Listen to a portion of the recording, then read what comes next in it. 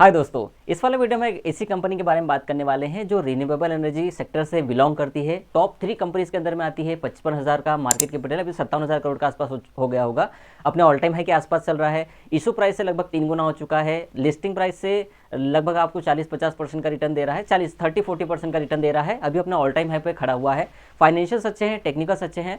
पूरी कंपनी का detailed analysis करने वाले हम लोग, उसके प्रोडक्ट के बारे में, कैपेसिटी के बारे में, प्रोडक्ट क्या है, किस तरीके से क्या क्या नए प्रोडक्ट आ रहे हैं, लेटेस्ट न्यूज़ क्या है उसकी, टेक्निकल्स पर किस तरीके से है, फंडामेंटल्स, फाइनेंशियल, सारी चीज़ें देखने वाले हैं। ज़्यादा देर नहीं लगाएंगे। कंपनी का नाम है प्रीमियर एनर्जीज, हाल ही में लिस्ट हुआ था। 427 430-40 रुपये, शायद मुझे एग्जैक्ट याद नहीं है, 427 का बेस प्राइस याद है।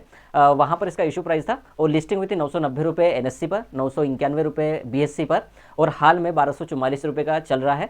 1267 रुपये का इसका लेटेस्ट स्विंग हाई है, मतलब कि ऑल टाइम हाई है इसका, जो हाल का लिस्टिंग के बाद जो हाई बनाया था वो है, और वहाँ पर अब जाकर टिक रहा है। तो कंपनी में क्या क्या चीज़ें हैं वो देखने वाले हैं, और टेक्निकल्स भी देखने वाले हैं। यहाँ से कितना ग्रो कर सकता है, क्या यहाँ से भी आपका कैपिटल 2 गुना हो सकता है, ये सारी चीज़ें मैं बताने वाला हूँ। लास्ट तक बने रहिएगा और देखते रहिए। चलिए, सबसे पहले हम कंपनी के बारे में बात करते हैं, कंपनी क्या करती है।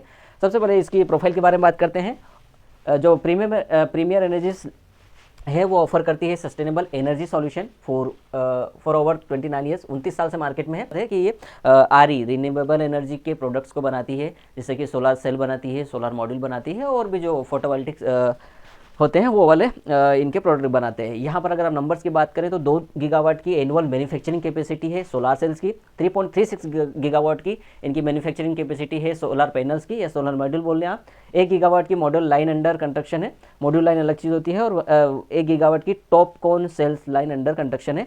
ये जो टॉपकॉन सेल्स लाइन है, ये हाल ही में इन्होंने ये प्रोडक्ट लॉन्च किया है 2024-25 में। इसका आगे आपको हर आरी कंपनी में आपको इसका एक बोले योगदान देखने को मिलेगा। टॉपकॉन सेल्स का टॉपकॉन लाइन है शायद वो। एनटीपीसी ने हाल ही में इनको एक 611 मेगावाट का सोलर पीवी मॉड्यूल्स का काम सौंपा है।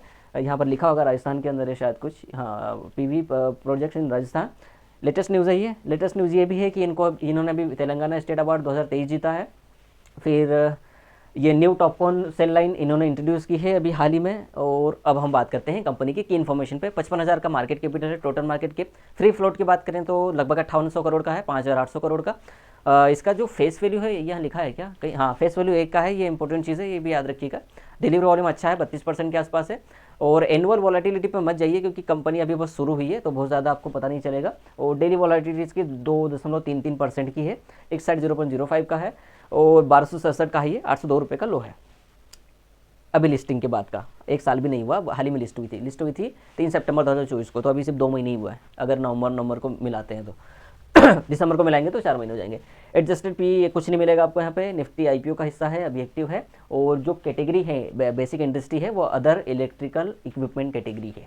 प्रमोटर होल्डिंग की बात करें तो यहाँ पर प्रमोटर्स के पास 64.25 हिस्सा है, 28 करोड़ 96 लाख शेयर है, प्लस 23,382। और पब्लिक के पास है 34.88 हिस्सेदारी, जो कि 15 करोड़ 72 लाख 10,250 है। और अदर्स के पास 0.87% है, जो कि 39,40,000 प्लस शेयर्स हैं। ये मेन प्रमोटर है। अगर आप देखें चिरंजीवी जी, ये आप देख लीजिएगा, मैंने टेलीग्राम पर भेज दिया है, ये आपके काम की नहीं है, पर ये आपके सबसे अच्छे काम का है। यहाँ पर देखेंगे revenue, EBITDA margin, profit after tax, profit before tax, profit after tax margin, profit after tax margin है। उसके बाद है आरओसी और आरओई, ये पूरा कंपैरिजन है। यहाँ पर आप देखेंगे ये मिलियंस में है, मिलियन रुपीज़ में है, मिलियन डॉलर में भी नहीं है, तो इसको आप देख लीजिएगा। यहाँ पर साल दर साल revenue, profit after tax, margin सब कुछ बढ़ा हुआ है, इसलिए कंपनी अच्छी है फाइनेंशियल्स के तौर पे। अब ये इसकी समरी है, एनएससी से ये डाटा लिया है मैंने। प्रॉफिट आफ्टर टैक्स में कंपैरिजन है, रेवेन्यू, टोटल रेवेन्यू और नेटवर्थ में 2020 से लेकर 2024 तक 5 साल का डेटा है, जहां पर आपको लगातार ग्रोथ देखने को मिली है। हाँ, 2021 से 2022 2023 में हल्का सा डिक्लाइन देखने को मिला है प्रॉफिट आफ्टर टैक्स में, और यहाँ 2024 में भी, लेकिन रेवेन्यू बढ़ा है और नेटवर्थ बढ़ी है, तो वो भी बढ़ जाएगा आने वाले टाइम पे, ऐसा लगता है। अब यहाँ पर समझो कि रेवेन्यू फ्रॉम ऑपरेशन से सबसे ज़्यादा कहाँ से आ रहा है। ये कैटेगरी होती है, आपको हर जगह ये हर कंपनी में पता होनी चाहिए। मैं पहले ऊपर वाली बताता हूँ आपको, जूम करके इसको देखो, ये आपके काम का है।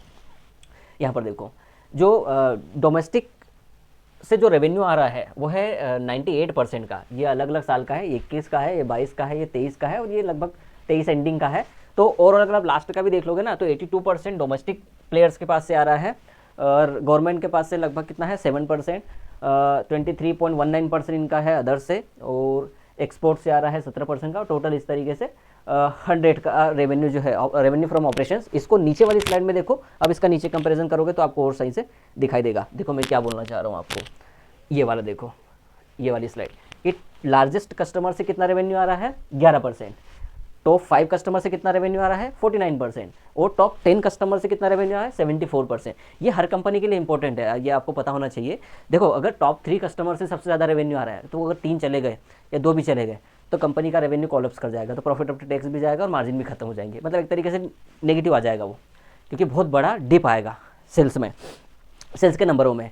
तो टॉप 10 में है, 5 भी चले गए तो भी इनका 35% रेवेन्यू तो बच जाएगा। तो इस तरीके से आपको हर कंपनी में देखना चाहिए। ये इनकी ग्रुप ऑफ कंपनीज है, इनका नाम नंबर आप अभी तो नोट नहीं करें, बाद में आपको मिल जाएगा। और ये टॉप 5 ग्रुप कंपनीज़ है। देखो जब आप ग्रुप कंपनीज़ की बात करते हो तो उससे वो क्या फाइनेंशियल और स्टैंडर्ड लोन प्रॉफिट स्टेटमेंट जो होता है, फाइनेंशियल स्टेटमेंट, वो पता चलता है, तो आपको पता होना चाहिए।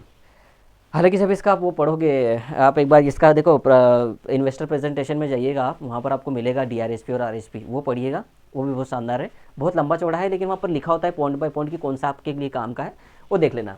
यहाँ चलो अब हम टेक्निकल्स पर बात करते हैं, ठीक है, कहाँ तक जा सकता है स्टॉक। ये वाला देखो, ये लिस्ट हुआ था यहाँ पर कहीं 990 के आसपास, 990 यहाँ पर आएगा, ये वाली 1000 की लाइन में 990 से ये फिर वहाँ तक गया, फिर वहाँ से डिप मिली, फिर ऊपर गया, और जो सेकंड डिप से वापस हुआ ना, इसको बोलते हैं सपोर्ट। एक्चुअली ये वाला चार्ट है वीकली चार्ट, एक वीक का कैंडल है एक वाला, 1 2 3 4 5 6 7 8 9 10 11 12 13 वीक, एक महीने 12, मतलब 3 महीने वीक ऐसा मान के चलो आप।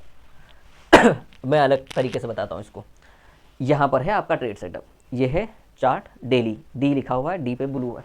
अब यहाँ पर देखो कि क्या कर सकते हैं, अब थोड़ा सिंसियर हो जाता हूँ। यहाँ पर देखो ये वाला जो लाइन है 980 to 925, ये आपका एक्चुअल सपोर्ट जोन है। अगर इस सपोर्ट को हालांकि होल्ड किया है और अच्छे से होल्ड किया है, लेकिन जब भी ये सपोर्ट टूटेगा, आप मान लीजिए यहाँ से 200 से 300 पॉइंट की डिक्लाइन आपको देखने को मिलेगी। मैं नहीं बोल रहा हूँ गिर जाएगा, लेकिन ये सपोर्ट टूटा तो गिरेगा जरूर, ये बात याद रखिएगा।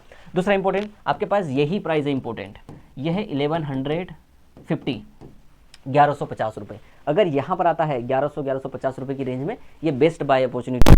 ये वाली जो कैंडल आपको दिख रही है ना, ये इसकी हालांकि न्यूज़ आई थी NTPC के साथ में, वो 611 मेगावाट का जो उन्होंने इनको सौंपा है काम राजस्थान प्रोजेक्ट। जब भी कोई स्टॉक भाग जाए वीक के अंदर, स्टॉक में नहीं घुसना है, उसको थोड़ा सा री रेट होने दो। वो जो ना कि वो जो जोश आ गया था लोगों के अंदर, उस जोश को खत्म होने दो, प्रॉफिट बुक होने दो, शांति होने दो, फिर बाय करो। तो मैं आपको बोलूँगा कि इधर आसपास कहीं किसी भी चार्ट की बात, रिकमेंडेशन नहीं दे रहा हूँ, लेकिन देख लो, ये देख लो और ये भी देख लो। अगर पास्ट से नहीं सीखे तो कुछ याद रखना। अब यहाँ पर देखो, यहाँ पर आने दो, फिर आप 1250 रुपये पहला टारगेट रखिए, कोई दिक्कत नहीं है। अब दूसरा, आप बोलोगे कि भैया चलो अब तो छूट जाए तो क्या करें, अब छूटने मत दो। 1250 रुपये का आपको जब ब्रेकआउट मिले, बिल्कुल मिलेगा। ये वाला देखो, ये वाली लाइन, ये वाली लाइन, ये वाली लाइन, इसलिए मैं आपको बोल रहा था वो वहाँ पे 1240 रुपये 50 रुपये का आपको ब्रेकआउट मिलेगा। इस वाली, ये वाली कैंडल की बात कर रहा था कि ये बस एक जोश में ये, इसको ठंडा होने दो, इसलिए ये 1150 से 1100 की रेंज है जहाँ पर आपको बाय करना चाहिए। सही बाइंग वहाँ बनेगी, क्योंकि रिस्क रिवॉर्ड बहुत फेवरेबल रहेगा, क्योंकि ये कहीं ना कहीं 50% रिट्रेस तो होगा, होना भी चाहिए मेरे हिसाब से, हर स्टॉक में होना चाहिए।